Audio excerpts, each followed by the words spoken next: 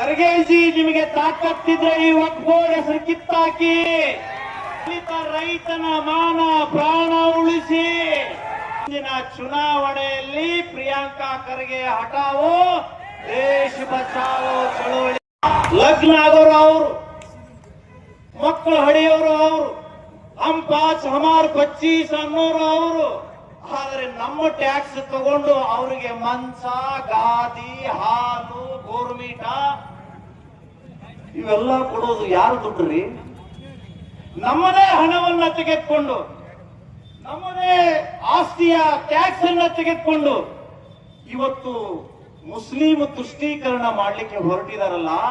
ಈ ಸರ್ಕಾರವನ್ನ ಉರುಳಿಸುವವರೆಗೆ ನಮ್ಮ ಕರ್ನಾಟಕದ ರೈತ ಸಮುದಾಯ ವಿಶ್ರಾಂತಿ ತೆಗೆದುಕೊಳ್ಳೋದಿಲ್ಲ ಅನ್ನುವಂತ ಶಪಥ ಇವತ್ತು ಕಲಬುರಗಿ ಮಹಾನಗರದಿಂದ ಪ್ರಾರಂಭ ಆಗಬೇಕಾಗಿದೆ.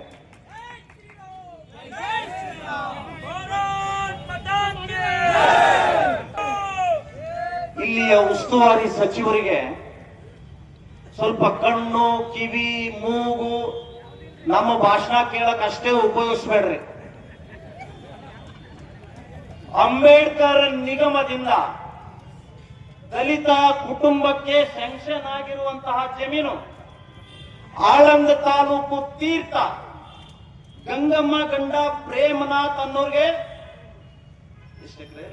2 ಎಕರೆ ಅಂಬೇಡ್ಕರ್ ಅಭಿವೃದ್ಧಿ ನಿಗಮದಿಂದ ಸ್ಯಾಂಕ್ಷನ್ ಆಗಿದೆ.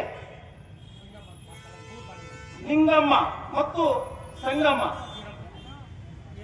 ವೀರಮ್ಮ, ಈ 3 ಜನ ರೈತರಿಗೆ ಅಂಬೇಡ್ಕರ್ ಅಭಿವೃದ್ಧಿ ನಿಗಮ ಮಂಡಳಿಯಿಂದ 2 ಎಕರೆ ಸ್ಯಾಂಕ್ಷನ್ ಆಗಿದೆ. ದುರಂತ ಅಂದ್ರೆ ಒಟ್ಟು 6 ಎಕರೆ ಜಮೀನ್ ಅದು ಉಸ್ತುವಾರಿ ಸಚಿವ ಪ್ರಿಯಾಂಕಾ ಖರ್ಗೆ ಅವರ ತವರಲ್ಲಿ ಅವರ ಮೂಗಿನ ನೇರಕ್ಕೇನೆ ವಕ್ಫ್ ಬೋರ್ಡ್ ಆಗಿದೆ. ಖರ್ಗೆಜಿ ನಿಮಗೆ ತಾಕತ್ತಿದ್ರೆ ಈ ವಕ್ಫ್ ಬೋರ್ಡ್ ಹೆಸರು ಕಿತ್ತಾಕಿ ದಲಿತ ರೈತನ ಮಾನ ಪ್ರಾಣ ಉಳಿಸಿ. ಇಲ್ಲದೆ ಹೋದ್ರೆ ಮುಂದಿನ ಚುನಾವಣೆಯಲ್ಲಿ ಪ್ರಿಯಾಂಕಾ ಖರ್ಗೆ ಹಠಾವೋ ದೇಶ ಬಚಾವೋ ಚಳವಳಿ. ಕೇವಲ ಓಟ್ ತಗೊಳಕ್ಕಾಗಿ ಮಾತ್ರ ದಲಿತರನ್ನ ಬಳಸ್ಕೊಳ್ತಾರೆ. ಗೆದ್ದಾದ್ಮೇಲೆ ದಲಿತರು ಇಲ್ಲ, ಬಲಿತರು ಇಲ್ಲ. ಅವ್ರ ಟಾರ್ಗೆಟ್ ಏನು ಅಂತ ಕೇಳಿದ್ರೆ, ಯಾರು ನಮ್ಮ ವಿರುದ್ಧ ಹೋರಾಟ ಮಾಡ್ತಾರೆ ಅವರನ್ನ ಹುಡುಕಿ ಕೇಸ್ ಹಾಕುವಂತ ಕೆಲಸ ಮಾಡ್ತಾರೆ. ಈಗಾಗಲೇ ಕುತ್ಕೊಂಡು ಬಿಟ್ಟಿದ್ದಾರೆ ಪೋಸ್ಟರ್ ನಲ್ಲಿ, ಸ್ವಾಮಿ ಕೆ ಊಪರ್ ಕೇಸ್ ದಾಲು. ಪೋಸ್ಟರ್ ನೋಡ್ರಿ, ಸ್ವಾಮಿ ಕೆ ಊಪರ್ ಕೇಸ್ ದಾಲು, ಅರೆಸ್ಟ್ ಕರು. ನಾರಾಯಣ ಸ್ವಾಮಿ ಅವರೇ ಹಿರೇಮಠ ಕೊಲೆ ಆದಾಗ ಕೊಲೆಯನ್ನ ಖಂಡಿಸಿ ಪಟೇಲ್ ಸರ್ಕಲಲ್ಲಿ ಒಂದು ಭಾಷಣ ಮಾಡಿದೆ. ಭಾಷಣ ಮಾಡಿದವನು ನಾನು. ಕೇಸ್ ಹಾಕಿದ್ದು ಯಾರ ಮೇಲೆ ಅಂತ ಕೇಳಿದ್ರೆ, A1 ಆಂದೋಲ ಸ್ವಾಮಿ, A2 ಬಸನಗೌಡ ಪಾಟೀಲ್ ಯತ್ನಾಳ್, A3 ಉಮೇಶ್ ಜಾಧವ್. ಇವ್ರು ಕಿತಾಪತಿ ಮಾಡ್ತಾರಂತ ಹೇಳಿ ಮರುದಿನನೇ ಹೋಗಿ ಸರೆಂಡರ್ ಆಗಿ ನಾನು ಜಾಮೀನ್ ತಗೊಂಡೆ. ಜಾಮೀನ್ ತಗೊಂಡ ಮೇಲೆ ಅಲ್ಲಿಯ ಕೋರ್ಟ್ ಒಂದು ಕಂಡೀಷನ್ ಚಾರ್ಜ್ ಶೀಟ್ ಹಾಕುವವರೆಗೆ ನೀವು ಜಿಲ್ಲೆ ಬಿಟ್ಟು ಹೋಗಬಾರ್ದು. ಒಂದು ಸಣ್ಣ ಕೇಸ್ 153A 6 ತಿಂಗಳಾಯ್ತು. ಇಲ್ಲಿಯ ಶಕೀಲ್ ಅಂಗಡಿ ಸರ್ಕಲ್ ಇನ್ಸ್ಪೆಕ್ಟರ್ ಇನ್ನೂ ಚಾರ್ಜ್ ಶೀಟ್ ಹಾಕಿಲ್ಲ. ಯಾಕೆ ಅಂತ ಕೇಳಿದ್ರೆ, ಆಂದೋಲ ಸ್ವಾಮಿ ಕಲಬುರಗಿ ಬಿಟ್ಟು ಹೋಗಬಾರ್ದು. ಇಂತಹ ಪರಿಸ್ಥಿತಿ ಇವತ್ತು ಕಾನೂನು ರಕ್ಷಕರೇ ಮಾಡ್ತಾ ಇದ್ದಾರೆ. ಅಂದ್ರೆ 6 ತಿಂಗಳಾಯ್ತು ಸ್ವಾಮಿ, ನಾನು ಕಲಬುರಗಿ ಬಿಟ್ಟು ಹೋಗಿಲ್ಲ. ನೋಡ್ತಾ ಇದ್ದಾರೆ, ಎಲ್ಲಿ ಕಲಬುರಗಿ ಬಿಟ್ಟು ಹೋದ್ರೆ ಇವನ್ ಜಾಮೀನ್ ರದ್ದು ಮಾಡೋಣ, ಇವನ್ ಜೈಲ್ ಕಳಿಸೋಣ. ಈ ವೆಲ್ ಪ್ಲಾನ್ ಇವತ್ತು ನಮ್ಮ ಉಸ್ತುವಾರಿ ಸಚಿವರು ಇಟ್ಕೊಂಡಿದ್ದಾರೆ.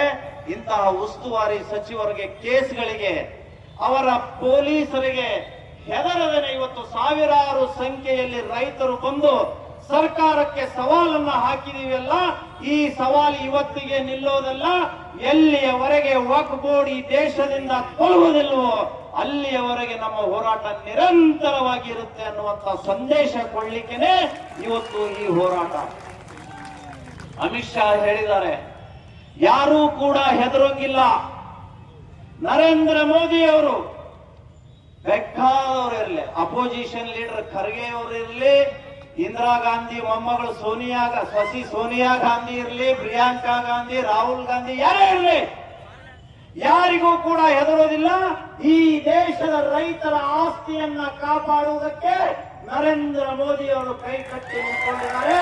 ಆ ಕೆಲಸ ಸಾಧ್ಯ ಆಗುತ್ತೆ. ಈ ವಕ್ಫ್ ಬೋರ್ಡ್ ಜಮೀರ್ ಅಹಮದ್ ಖಾನ್, ಈ ಜಿಮ್ಮಿ ಖಾನ್ ಪಾಕಿಸ್ತಾನಕ್ಕೆ ಹೋಗುವವರೆಗೂ ಹೋರಾಟ ನಿಲ್ಲಿಸೋದಿಲ್ಲ. ಈ ಜಮೀರ್ ಅಹಮದ್ ಖಾನನ ಸೊಕ್ಕು ಅಡಗಿಸುವವರೆಗೂ ನಮ್ಮ ರೈತರು ವಿರಮಿಸುವುದಿಲ್ಲ ಅನ್ನುವಂಥ ಸಂದೇಶವನ್ನ ಈ ಸಂದರ್ಭದಲ್ಲಿ ಕೊಟ್ಟು ಇವತ್ತಿನ ಹೋರಾಟಕ್ಕೆ ಪೊಲೀಸ್ ಬೆದರಿಕೆ, ನೀವು ಹೋರಾಟ ಮಾಡಿದ್ರೆ ಕೇಸ್ ಹಾಕ್ತೀವಿ, ಬಾಂಡ್ ಮೇಲೆ ಸಹಿ ಮಾಡಿ. ನಮ್ಮ ಹುಡುಗರು ಹೇಳಿದ್ರೆ ನಾವು ಸಹಿ ಮಾಡೋಕ್ ಕುಲ್ದವ್ರಲ್ಲ, ನೀವು ಸಹಿ ಮಾಡೋದಿಲ್ಲ ಅಂತ ಹೇಳಿ ಅವರವರ ಮನೆಗೆ ನೋಟಿಸ್ ಹಚ್ಚಿದ್ದಾರೆ. ನೋಟಿಸಿಗೂ ಕೂಡ ನಾವು ಹೆದರದನೆ ಸಾವಿರಾರು ಸಂಖ್ಯೆಯಲ್ಲಿ ದೇಶಕ್ಕಾಗಿ, ಈ ನಾಡಿನ ರೈತರಿಗಾಗಿ ಸಾವಿರಾರು ಸಂಖ್ಯೆಯಲ್ಲಿ ಬಂದಂತಹ ನಿಮ್ಮೆಲ್ಲ ರೈತರ ಬಾಂಧವರಿಗೆ ಅನಂತ ಅನಂತ ಧನ್ಯವಾದಗಳನ್ನ ಹೇಳ್ತಾ ಘೋಷಣೆಯೊಂದಿಗೆ ನಮ್ಮ ಭಾಷಣವನ್ನ ಮುಗಿಸ್ತೇನೆ. ಎಲ್ಲರೂ ಮುಷ್ಟಿ ಬಿಗಿಯಾಗಿಡಿದು ನಮ್ಮ ಘೋಷಣೆ ವಿಧಾನಸೌಧದಲ್ಲಿ ಕೂತ್ಕೊಂಡಂತಹ ಮಿನಿಸ್ಟರ್ನ ಬೆವರಿಳಿಬೇಕು, ಆ ರೀತಿ ಘೋಷಣೆ ಹಾಕ್ಬೇಕು. ಹಾಕ್ತೀರಾ? ಭಾರತ್ ಮಾತಾ ಕಿ, ಭಾರತ್ ಮಾತಾ ಕಿ. ವಕ್ಫ್ ಹಟಾವೋ, ವಕ್ಫ್ ಹಟಾವೋ, ವಕ್ಫ್ ಹಟಾವೋ, ವಕ್ಫ್ ಹಟಾವೋ. ಜಿಂದಾಬಾದ್ ಜಿಂದಾಬಾದ್, ಕಿಸಾನ್ ಸಂಘ ಜಿಂದಾಬಾದ್, ಜಿಂದಾಬಾದ್ ಜಿಂದಾಬಾದ್, ಜಿಂದಾಬಾದ್.